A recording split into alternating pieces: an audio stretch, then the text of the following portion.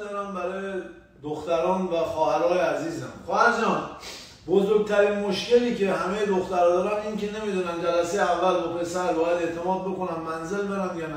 این خیلی ساده است.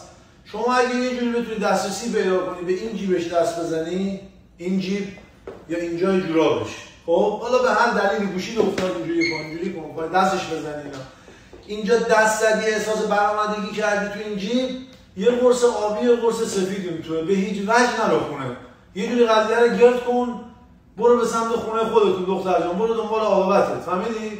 ولی اگر نیست اوکیه، یا اونجا یا اینجا، چون پسرا دست زدی چشم بسته بگو این قرص سفید قرص آبی از هایسان گفت. فهمیدی چی شد؟ پسرا بدون قرصی که من خودم حاجی ما اصلا دست به دختر جرئت نمی‌کنیم بدیم، چون شما رو دوست دارم این صحبت رو به شما می‌کنم. اینجا جوراب و اینجا، این دوتا مسئله یاد باشه رکب نمیخوری آبجی، یادت نره.